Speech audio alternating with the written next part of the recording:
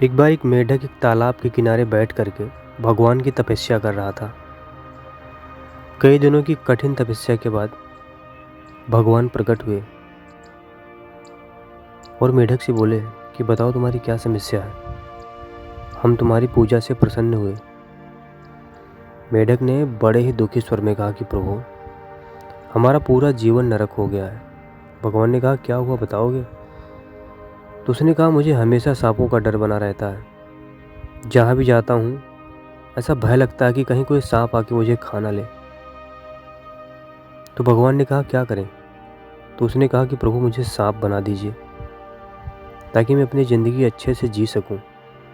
उसके बाद भगवान उसको सांप बना देते हैं और उसे आशीर्वाद देके वहाँ से अदृश्य हो जाते हैं। फिर वो मेढक सांप की ज़िंदगी पा करके बहुत खुश हो जाता है और कई महीनों तक बड़े ही बिंदास से वो ज़िंदगी जीता है। कुछ दिनों बाद वह फिर से भगवान की तपस्या करने लगा। भगवान दोबारा से प्रकट हुए, बोले अब क्या है? तो उसने कहा कि प्रभु, सांप का जीवन भी इतना आसान नहीं है। अब हमें न्योलों से हमेशा डर लगा रहता है। ऐसा भय लगता है कि कहीं कोई न्योला आके हमें काट ना ले, हमें खा ना ले। तो भगवान ने कहा क्या करें? तो उसने कहा कि प्रभु इस बार हमको न्योला बना दीजिए। उसके बाद भगवान उसको न्योला बना देते हैं और फिर न्योला की ज़िंदगी पाकर वो मस्त से न्योले का जीवन जीने लगता है।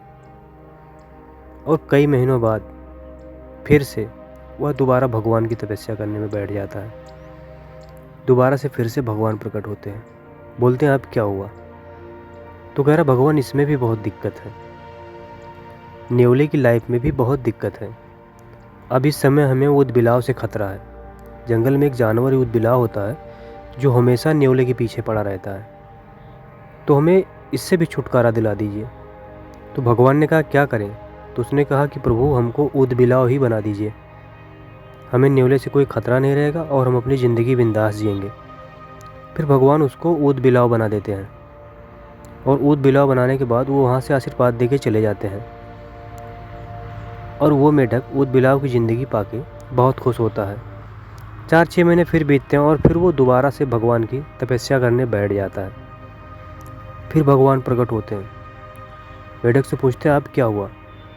तो कह रहा भगवान इसमें भी दिक्कत है, ऊदबिलाव में भी बहुत परेशानी है। जंगल में एक चीता रहता है, वो ऊदबिलाव को हमेशा टारगेट करता है, जहाँ भी रहता है हमेशा ऊदबिलाव को ही ढूंढता है। ऐसा लगता है कब मार के खा जाए, कोई भरोसा नहीं है। तो भगवान ने कहा तब? तो उसने कहा कि प्रभु हमको चीता ही बना दीजिए।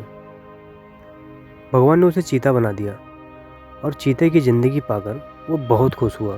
पूरे जंगल में उछल कूद मचाने लगा, छोटे जानवरों को डराने धमकाने लगा और करीब सालों तक वो बड़े ही बिंदास से अपनी ज़िंदगी को जिया। और 1 साल बाद वो दोबारा से फिर से भगवान की तपस्या करने लगा। भगवान प्रकट हुए, बोले अब क्या भाई, अब तो खुश हो ना? तो कहा नहीं प्रभु जी, चीते की ज़िंदगी भी इतनी आसान नहीं है।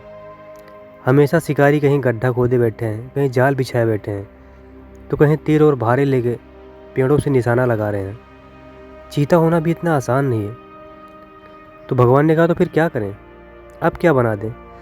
तो उसने कहा कि नहीं प्रभु, अब मुझे कुछ मत बनाइए, अब मुझे आप दोबारा से मेढक बना दीजिए, मेरी वही ज़िंदगी सबसे बेहतर थी।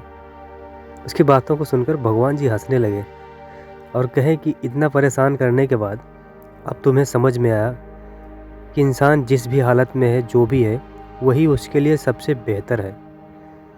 सो इस कहानी से क्या सीख मिली कि हमें दूसरों का जीवन देखने में सिर्फ आसान लगता है, असल में जब उनकी ज़िंदगी को आप जिएंगे तो आप देखेंगे कि उनकी लाइफ आपकी लाइफ से कई गुना ज़्यादा कठिन है। इसलिए आपको जो भी मिला है उसी में खुश रहिए और अपने कर्तव्यों का पालन कीजिए। यही इस कहानी का लेसन है।